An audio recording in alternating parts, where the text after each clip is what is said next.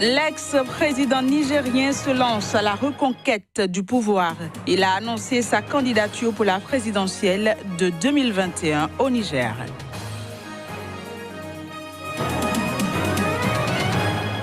L'armée américaine a mené 6 frappes au cours du week-end dernier en Somalie. Bilan 62 islamistes Shebab tués.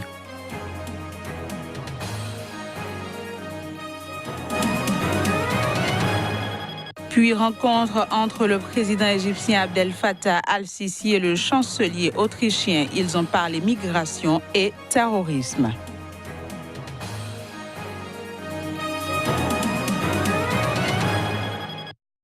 Nouvelle page de l'information sur Sika TV. Bienvenue à toutes et à tous.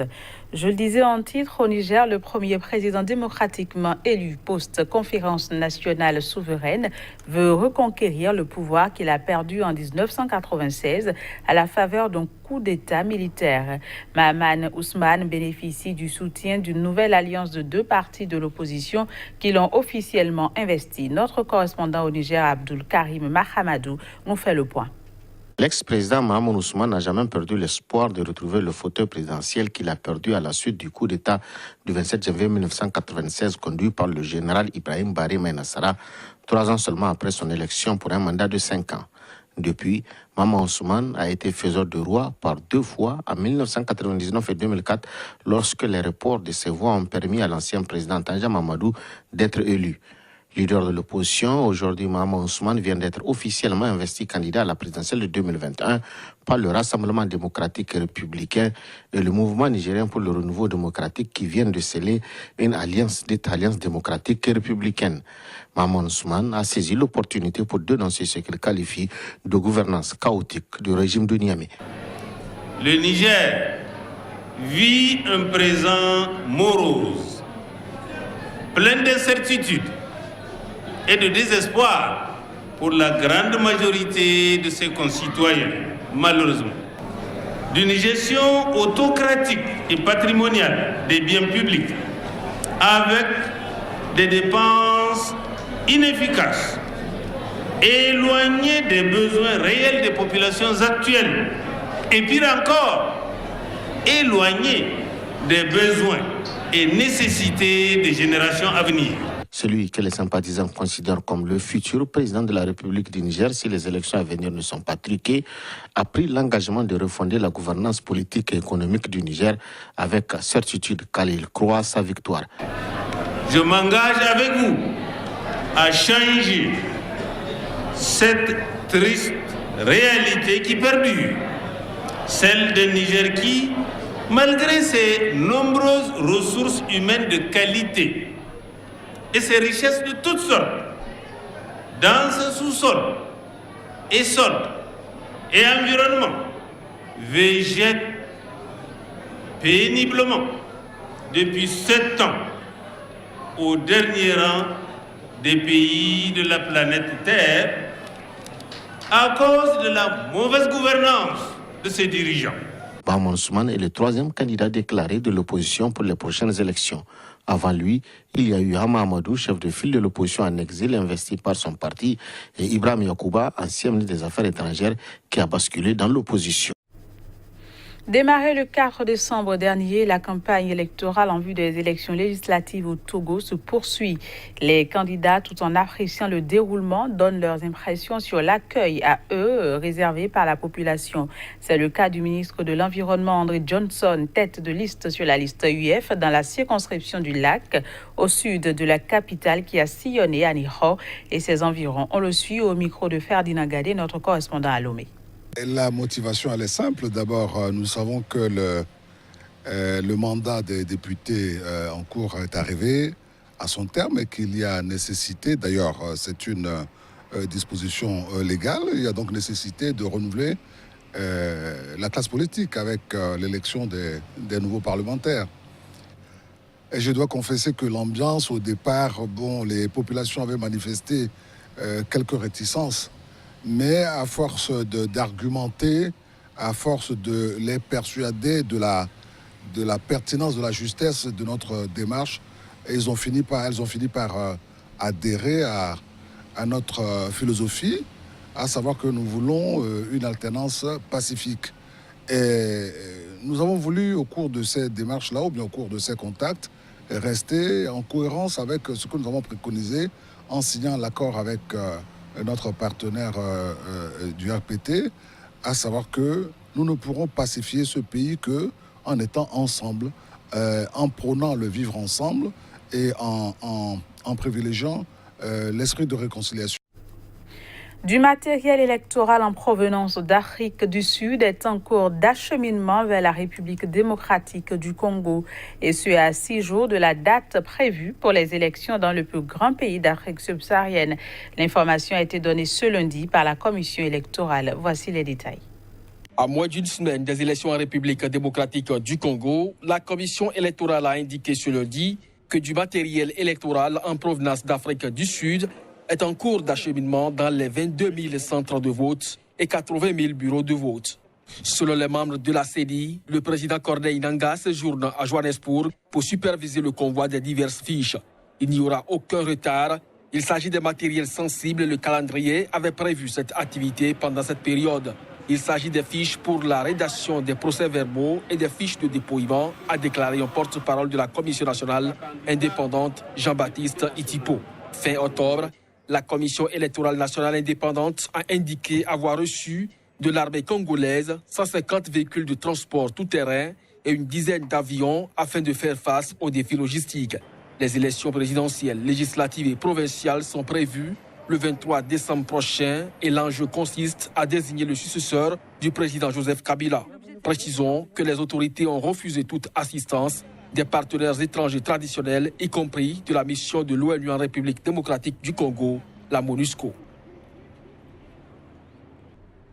Cette édition se poursuit. L'armée américaine, disais-je, a annoncé ce lundi avoir tué 62 islamistes Shebab. C'était au cours de 6 frappes menées au cours du week-end écoulé en Somalie. Reportage. Alors que le rythme des opérations des forces spéciales en soutien au gouvernement somalien s'accélère, l'armée américaine a annoncé ce lundi la mort de 62 islamistes Shebab. Ces derniers ont été tués lors de 6 frappes menées au cours du week-end écoulé. Dans un communiqué, le commandement militaire américain pour l'Afrique, AFRICOM, a précisé que 4 frappes ont été menées samedi dans la région de Kandarché, dans le sud de la Somalie, tuant 34 Shebab. 2 autres frappes ont été menées dimanche dans la même région, tuant 28 autres militants. Nous estimons à ce stade que ces frappes n'ont tué ou blessé aucun civil. Il s'agit des frappes les plus meurtrières depuis celle du 16 octobre, qui a fait 60 morts parmi les islamistes somaliens. C'était la plus importante conduite par Washington contre les islamistes Shebab affiliés à Al-Qaïda depuis celle du 21 novembre 2017, qui a fait 100 victimes terroristes, a indiqué le commandement militaire américain. Selon un porte-parole du Pentagone, le colonel Rob Manning, ces nouvelles opérations portent à 45 le nombre de frappes américaines menées depuis le début de l'année contre les Shebab en Somalie, et ce, alors qu'en 2017, il y en avait eu 35. Les États-Unis soutiennent la lutte contre les Shebab menée par le gouvernement fédéral somalien et par les 20 000 soldats de l'Union africaine en Somalie, AMISOM, présentes dans le pays depuis 2007. Les Shebab ont juré la perte du gouvernement somalien. Nouvelle attaque menée par Boko Haram au Nigeria. 4 fermiers ont été abattus et leurs corps brûlés. Le groupe djihadiste a intensifié les attaques contre les agriculteurs et les bûcherons ces derniers mois. Il les accuse de transmettre des informations aux militaires. Reportage. Les habitants d'un village agricole situé à l'extérieur de la ville nigériane de Maiduguri inspectent les dégâts causés par une attaque de Boko Haram. En effet, les insurgés ont envahi dimanche les rizières du village de Zabar-Mari, à 10 km de Maiduguri. Ils y ont abattu 4 personnes qui protégeaient les récoltes de potentiels voleurs. Ils ont retrouvé les victimes dans la brousse, les ont tués à coups de feu et ont brûlé leurs corps. Ils sont aussi allés dans une rizière et y ont mis le feu. Ils ont tout réduit en cendres. Du riz, du mil et du maïs de Guinée, sérieusement, c'est ce qu'ils étaient là pour détruire cette fois-ci. Et les agresseurs ont principalement ciblé et tué des agriculteurs. Nous demandons au gouvernement d'intervenir et de nous aider parce que nous avons de sérieux problèmes.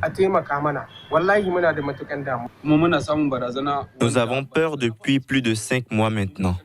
Presque chaque semaine, nous perdons des proches. Nous ne pouvons sûrement pas arrêter l'agriculture parce que c'est le seul moyen de survie que nous avons. Les corps des fermiers tués ont été retrouvés dimanche avec l'aide d'une milice locale qui combat aux côtés de l'armée nigériane. Signature d'un accord axé sur la sécurité, le transport et l'assainissement de l'eau entre le Burkina Faso et la France. Cette dernière s'est engagée à livrer en 2019 au Burkina des moyens roulants pour renforcer les forces armées dans leur lutte contre les groupes djihadistes au Sahel. Le président burkinabé a signé cet accord après un tête-à-tête avec la ministre française de la Défense. Roch-Marc Christian Caboret a souligné l'urgence de la lutte contre les groupes djihadistes au Sahel. Il a ensuite rencontré le président Emmanuel Macron qui a assuré que la France resterait engagée au Sahel jusqu'à ce que la victoire soit complète contre les djihadistes. Je le dis très profondément, ce terrorisme islamiste frappe au cœur les pays du Sahel, mais nous a également touchés. Et c'est une cause commune dans laquelle nous sommes aujourd'hui profondément engagés. Je m'étais également engagé auprès de vous, cher Président, en novembre dernier, à transmettre à la justice burkinabé les archives françaises relatives à l'assassinat du président Sankara. C'est désormais chose faite et l'ensemble des documents qui avaient été demandés par les magistrats burkinabés leur ont été remis par leurs homologues français. L'ensemble de cette lutte contre le terrorisme est tellement urgent parce qu'aujourd'hui, nous avons près de 600 écoles qui sont fermées entre l'Est, le Sahel et le nord du Burkina Faso. C'est quand même quelque chose qui sont des chiffres qui en disent long et qui nécessitent donc que nous puissions coordonner déjà nos opérations entre pays, c'est-à-dire le Niger, le Mali et le Burkina Faso, pour pouvoir réduire, je dirais, la circulation de ce monde-là sur nos frontières. La situation sécuritaire au Burkina Faso de plus en plus inquiétante. Les questions y ayant trait ont dominé l'entretien entre les deux présidents. Le Burkina doit prendre en février la présidence tournante pour 1 an du G5 Sahel. Puis le président égyptien Abdel Fattah al-Sisi est revenu sur sa rencontre avec le chancelier autrichien. C'était lors d'une conférence de presse qu'il a tenue à Vienne. Notons que les deux hommes ont parlé migration et terrorisme. On les écoute. Nous ne laisserons pas les Africains ou les réfugiés quitter l'Égypte pour que leur destin soit perdu en mer. Le troisième thème dont nous avons discuté était le terrorisme, celui qui menace la stabilité et la sécurité de la région et de l'ensemble de la population de la région. Je m'interroge maintenant sur ces terroristes, ces extrémistes, ceux qui vont quitter les pays en conflit. Où vont-ils aller? Allons-nous les accueillir dans notre pays? Et comment cela affectera-t-il notre stabilité et notre sécurité? Ich möchte mich bei Ihnen auch bedanken für die gute Zusammenarbeit im Kampf. Je me félicite également de la bonne coopération dans la lutte contre l'immigration clandestine. L'Égypte et l'Union européenne ont engagé un bon dialogue en vue d'intensifier leur coopération. Mais l'Égypte peut déjà s'assurer que personne ne peut passer illégalement de l'Égypte vers l'Europe. La route méditerranéenne est de facto fermée. Aufbrechen können. Die zentrale Mittelmeerroute ist de facto geschlossen. Wir haben Voilà, c'est la fin de cette édition. Merci de l'avoir suivi. Au revoir.